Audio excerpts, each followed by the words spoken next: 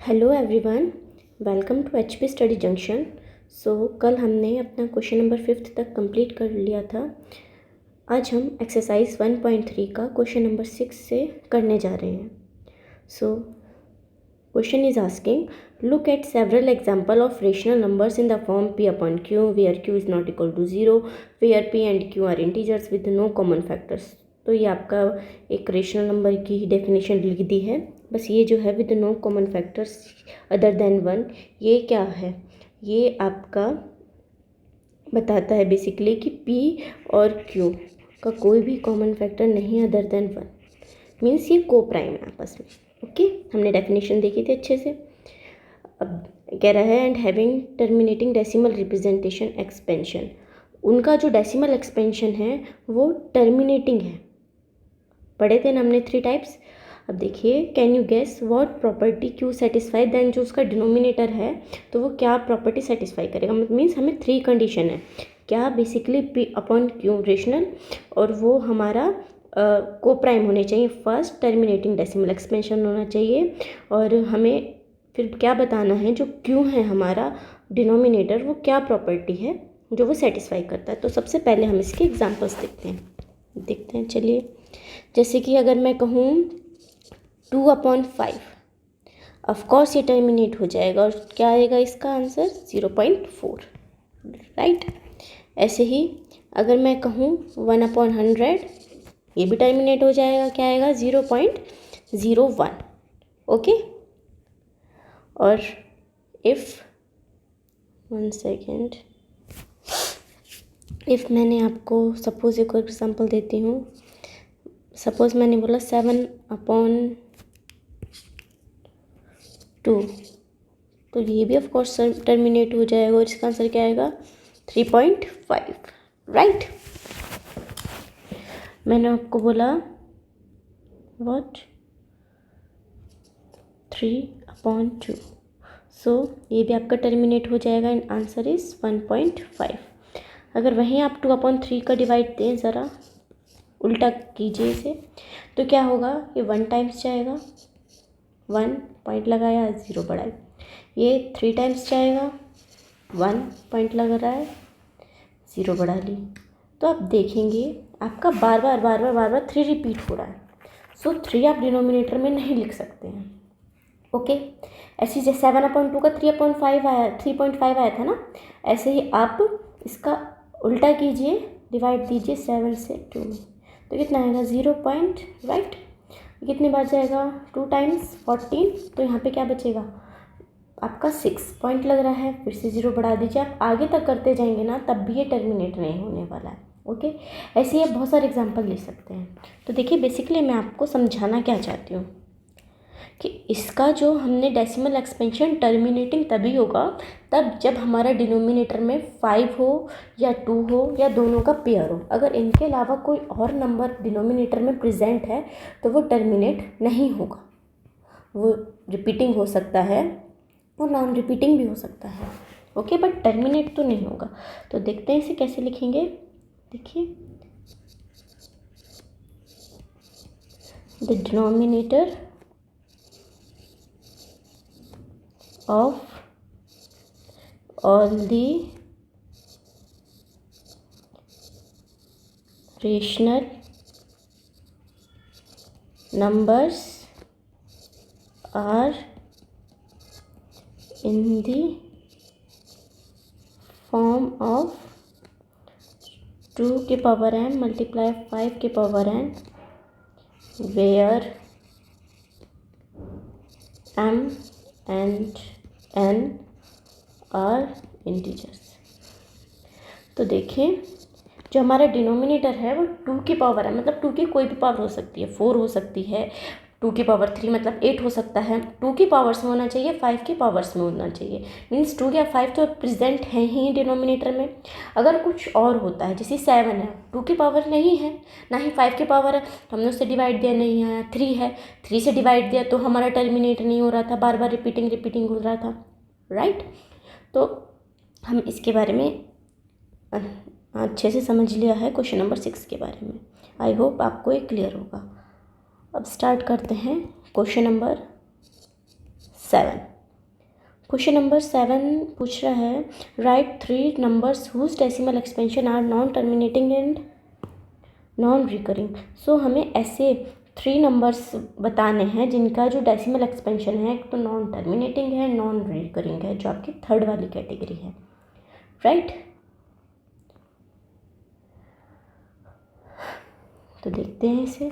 देखिए अब इसके बहुत सारे एग्जांपल्स हैं। अब मैंने जो 3 एग्जांपल दिए ज़रूरी नहीं है आप भी वही दें। आप कोई और एग्जांपल चाहते हैं then you can, no issue, okay.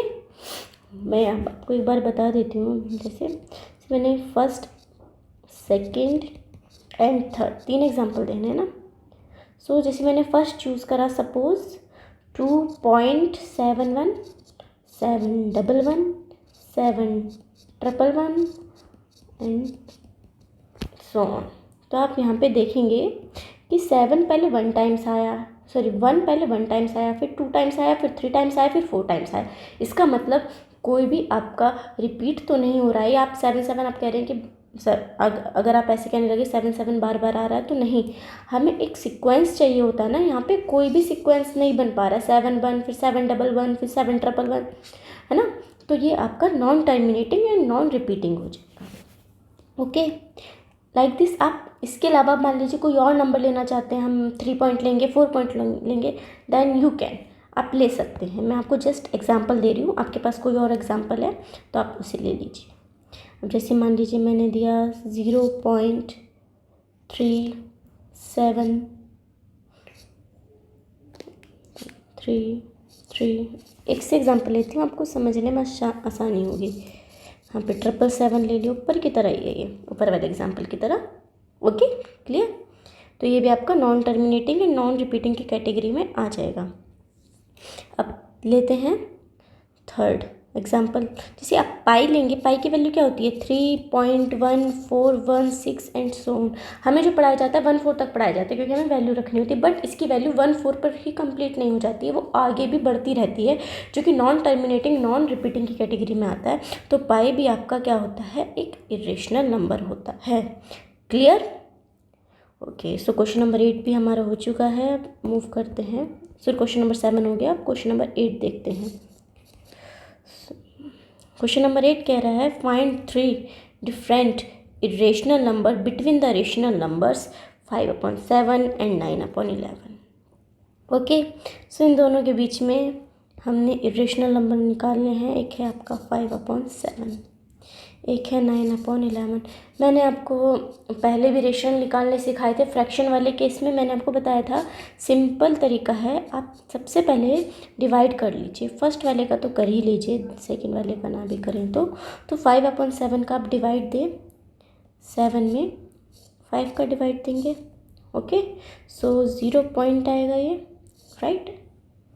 अब ये 7 टाइम्स जाएगा, 7 7 49। तो यहाँ पे क्या बचेगा, 1 बचेगा। पॉइंट लग रहा है, 0 बढ़ा ली। अब ये आपका 1 टाइम जाएगा, 7 1 7। यहाँ पे कितना आ गया, 3। पॉइंट लग रहा है, 0 बढ़ा लिया। अभी आपका 4 टाइम्स जाएगा, 7 4 28। 10 में से 8 गया 2, यहाँ पे 2 बचेगा। पॉइंट लग रहा है, फिर से 0 बढ़ा लिए। अब ये कितने टाइम्स जाएगा आपका, 2 टाइम्स, डेट इज़ 7 2 14। कितना बचेगा आपके पास, 6 बचेगा। पॉइंट लग रहा है, 0 बढ़ा लिया। अभी कितनी बार जाएगा, यहाँ पर जगह भी नहीं बची, 1 सेकेंड, 8 टाइम्स। यहाँ पे क्या आ जाएगा, 56। सो यहाँ पे कितना बचेगा आपका, 4 बचेगा। पॉइंट लग रहा है, हमने फिर 0 बढ़ा लिया, तो आपका इधर क्या आ जाएगा अब। सो अब आप देखेंगे तो 5 टाइम्स चला जाएगा, तो ये ऐसे बढ़ता ही जा रहा है। तो आप इतना भी लिख लीजिए, उसी से आपका काम चल जाएगा। एक सेकंड पेन चेंज कर लेती हूँ। सो ये क्या आएगा, 5/7 0.714285, राइट। ऐसे आप दूसरे वाले का डिवाइड दे सकते हैं, लेकिन उसकी ज़रूरत नहीं है। तो 5/7 का डिवाइड दिया, इसके बाद वाले नंबर लिख दीजिए। सो वो आपका 5/7 और 9/11 के ही बीच रहने वाला है। 9/11 का डिवाइड देंगे तो आपका 0.81 आएगा, करके देख लीजिए। देखते हैं। देखिए आपको क्या लिखना है, आपको लिखने हैं 3 इरेशनल नंबर। अब बच्चों ये बात ध्यान रखना, कोई भी दो रेशनल नंबर हो या कोई भी दो इरेशनल नंबर हो, सबके बीच इनफाइनाइट रेशनल और इरेशनल दोनों ही नंबर प्रेजेंट होते हैं। अब ये हमारे दोनों रेशनल है ना, 5/7 9/11, इन दोनों के बीच इनफाइनाइट इरेशनल नंबर है। अब आपको 3 लिखना है, आप कोई से भी 3 लिख दीजिए। अब मेरे पास जो मेरे दिमाग में आ रहा है, मेरे माइंड में जो आ रहा है, मैं वो 3 लिख रही हूँ, आपके माइंड में कुछ और आए, अब उन 3 को लिख दीजिए, नो इशू। ओके, जैसे हम फर्स्ट मैंने लिखा ये 0.71 है, तो मैं स्टार्ट कर देती हूँ 0.72, 722, 722। पहले भी मैंने ऐसे एग्जांपल दिया था आपको। ये सेकंड मैंने लिख दिया 0.72 लिख दिया, अब 73 का लिख दीजिए आप, बिल्कुल ईजी। ओके, थर्ड 0.74 का लिख दीजिए, आप 78 का लिखना चाहते हैं वो लिख दीजिए, 74 744 एंड 1 सेकेंड 7444। क्लियर, ये क्वेश्चन भी हमने अच्छे से समझ लिया है। अब last question of this exercise देखते हैं, क्वेश्चन नंबर 9।